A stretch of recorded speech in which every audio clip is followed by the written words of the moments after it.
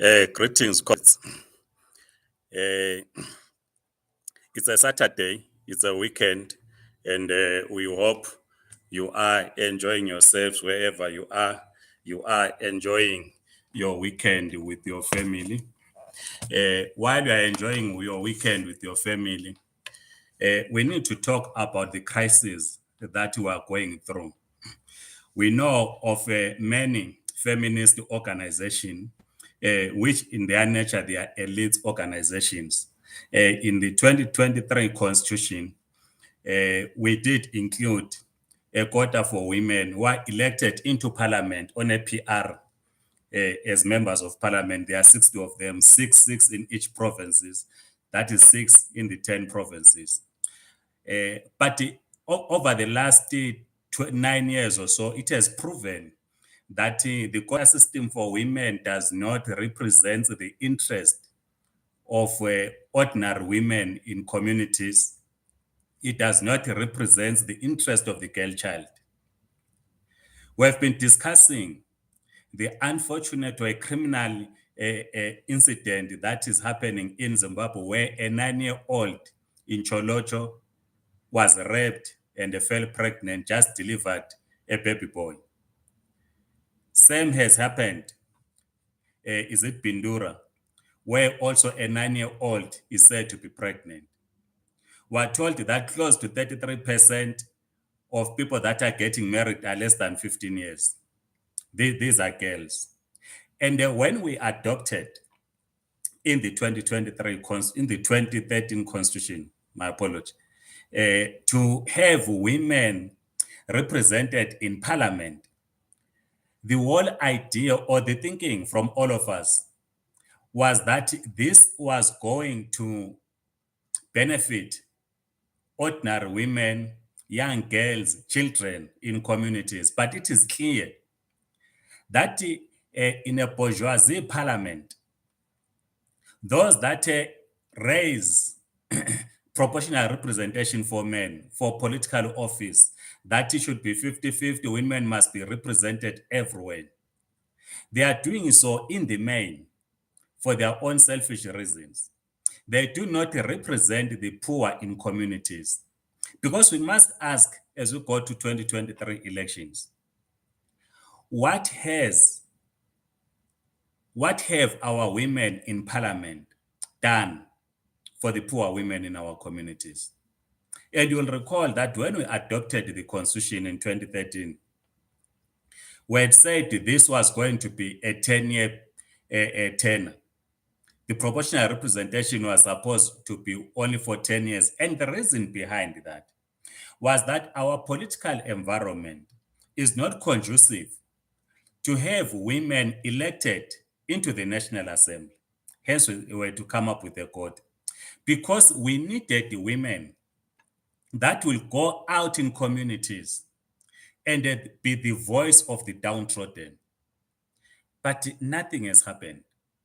So it is therefore important that we build a progressive women's movement. You might want to call it a feminist movement. It has to be built specifically to be in solidarity and a champion the issues of the girl child in our communities. We need to condemn men that rape our girls. As a society, we have failed the girl child. But we still have an opportunity. And the opportunity that we have is that we must build a revolutionary feminist movement that represents or advances the interests of the poor in our communities. We can't have girls less than 15 years married in the name of religion. We cannot afford to have such.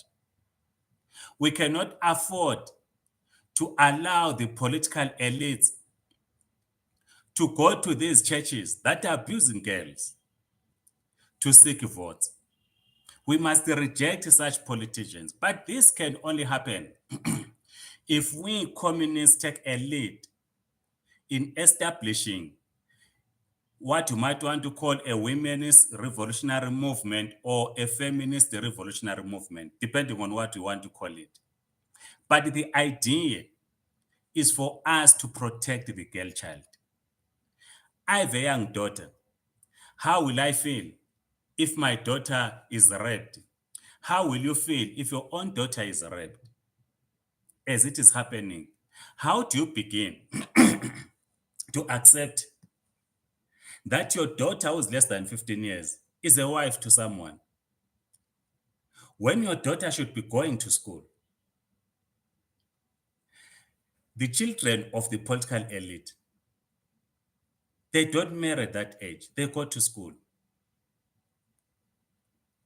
Why should the children of the poor be married less than 15 years? So we are inviting all of you, progressive Zimbabweans and every internationalist, that let us stand in solidarity for our girl child. Let us ignore those that want to use the question of feminism to get into parliament and possibly appointed into cabinet. They do not represent the interest of the poor. They represent their pockets. So we must, as we go to 2023, to say, what have every woman who's in parliament done in protecting the girl child? What has every man in parliament done to protect the girl child? What have pastors in our communities done to protect the girl child? What have business people done in our communities to protect the girl child? What have traditional leaders done to protect the girl child? This is what we must do, because we can't fail our children. We cannot continue to fail our children. They need us to protect them. Instead of us protecting them, we are raping them. How do you even rape a 9-year-old? We know that there are some in the name of religion who believe that believe into some funny things, whether it's African religion or Christianity, who believe that if you rape a minor, it's a ritual. We must reject this. Please post your comments on how you want to participate in this movement that we must establish to protect the girl child. Please write in the comment section. I am Ngqabuthoo Mabhena. Please circulate this video and subscribe to this YouTube channel. Otherwise, Amandla Comrades.